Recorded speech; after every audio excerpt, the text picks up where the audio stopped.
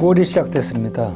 지난주 8월의 마지막 주는 여름의 진하일에 못지않은 뜨겁고 습하고 밤에 열대야까지도 나타나는 아주 여름 날씨였습니다. 하지만 9월 1일, 9월의 첫째 주, 이제 정말로 햇빛이 가을 햇빛입니다. 대기가 싱그럽습니다. 가을의 공기입니다. 9월의 첫 번째 절기는 백로입니다. 하얀 이슬입니다. 가게 김민기는 아침 이슬을 진주보다 더 고운 이슬이라고 했습니다. 자, 백로로부터 보름이 지나면 9월 23일 무렵 추분입니다. 아침과 낮의 시간이 같습니다.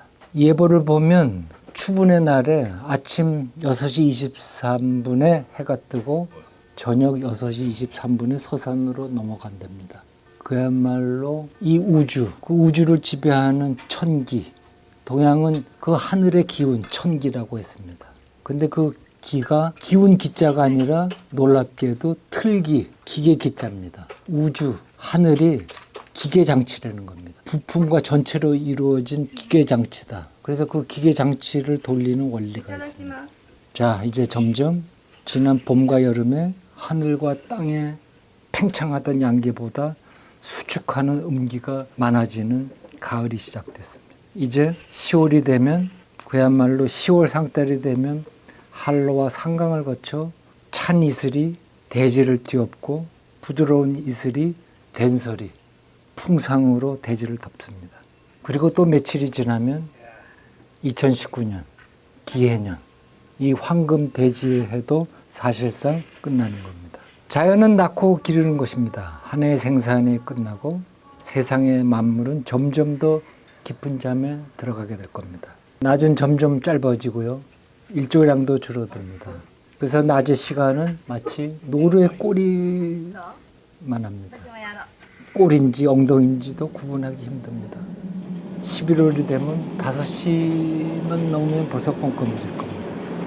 11월은 또 초겨울에 비가 옵니다. 11월의 비는 그래서 뼛속까지 사무치는 비라고 합니다. 그래서 위대한 영화 아티스트들, 위대한 영화 작가들은 이 수확의 계절을, 그리고 이 빛의 계절을, 이 황금의 계절을, 이 열매의 계절을, 동시에 그 들판이 텅 비는 계절을, 나무들이 홀로서는 계절을, 그 수많았던 여름에 그윽했던 시퍼렀던 잎들을 하나씩 다 떨구고 벌거숭이가 되는 이 해체의 계절을 경탄과 한숨과 그리움의 정서로 카메라에 담아왔습니다. 2019년 기해년 베스트 가을 영화 그리고 워스트 가을 영화를 시작합니다. 9월과 함께 베스트 가을 영화의 연재를 시작합니다. 첫 번째 영화는 일본 영화입니다. 계절의 변화를 가장 잘 그린 감독 중에 한 명이 일본의 오주 야스지로 감독입니다. 그는 이미지의 시인입니다. 오늘 소개해드릴 영화는 1962년 작품 가을 오후입니다. 영어 제목입니다. On Autumn Afternoon. 칼라 영화입니다. 그의 마지막 작품입니다. 그는 죽음의 신이 그의 앞에 드려짐을 느낄 때까지 칼라 영화를 거부했습니다. 흑백을 고집했습니다. 칼라로는 1960년대의 그 칼라의 톤으로는 위대한 자연의 빛을 담기 힘들다 이렇게 생각했습니다. 하지만 그는 62년 마지막 작품 죽음의 그림자가 어른거릴 때 칼라를 받아들였습니다. 그리고 마지막 작품을 가을 오후의 빛에 잡았습니다. 영어 제목은 가을 오후지만 일본어 원제는 꽁치의 맛입니다. 일본어로 꽁치를 추도어라고 합니다. 그대로 하면 가을 카레 고기 직역하면 그런데요. 우리나라에서는 추어, 뱀장어라고 말하지 않습니까? 한국과 일본이 이렇게 다릅니다. 저는 가을 오후의 제목도 너무 좋지만 꽁치의 맛도 오주의 작품 세계, 그의 작가로서의 평생에 걸친 그의 특색을 담아내는 제목이라고 생각합니다. 왜냐하면 꽁치는 가장 값싸고 가장 흔하고 우리가 가장 사랑하고 우리가 그 귀중함을 모르고 먹는 대중의 생선 아닙니까?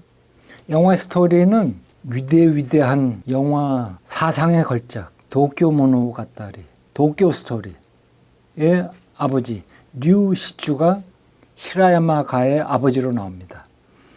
그리고 역시 가족의 대소사를 걱정합니다. 그 도쿄 스토리, 그 주제, 가족의 일상사.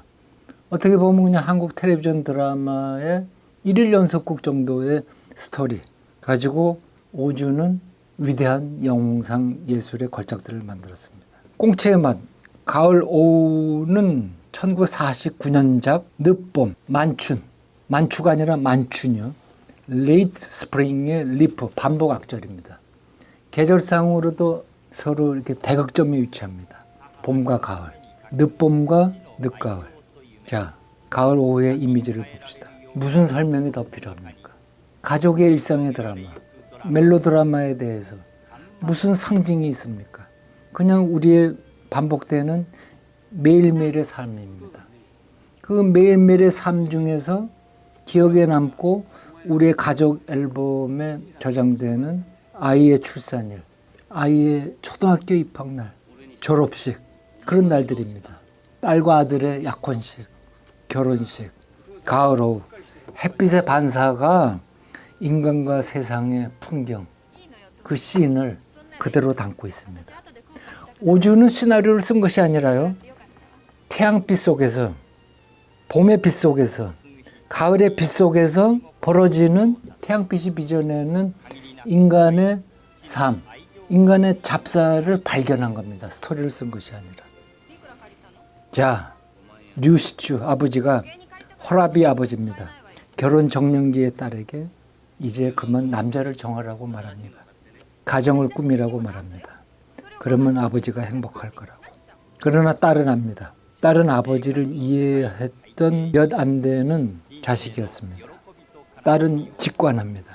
결혼과 함께 그 애틋했던 부녀 관계가 끝날 것이다. 우리의 삶의 풍경이 문을 닫을 것이라고 직감합니다. 점점 짧아지는 가을 오후의 햇빛처럼 말이죠. 우리의 삶은 가을 오후, 가을의 빛처럼 급격하게 짧아집니다.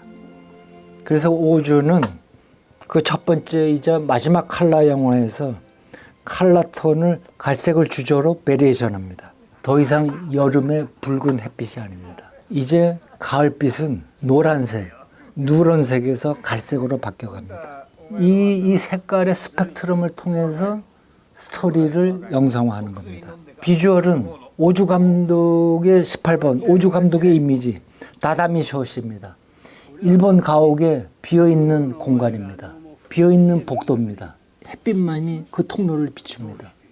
그 통로에 나무 한 그루가 놓여져 있습니다. 이게 오주의 이미지입니다. 거기서 아이가 낳고 성장하고 집을 떠나고 부모는 죽습니다. 하지만 우리의 삶은 계속됩니다. 자, 가을 오후 갈색 주조의 칼라 톤이 여백의 공간, 다다미 숍과 어울려 그야말로 진짜 가을을 보여줍니다. 저는 개인적으로 도쿄 스토리, 도쿄 모노가타리도 좋아하지만 가을 오후를 가을이 올 때마다 한 번은 꼭 봅니다. 여러분도 이 가을의 햇빛이 주는 그 신비로운 마법의 세계 속으로 한번 여행을 떠나보십시오.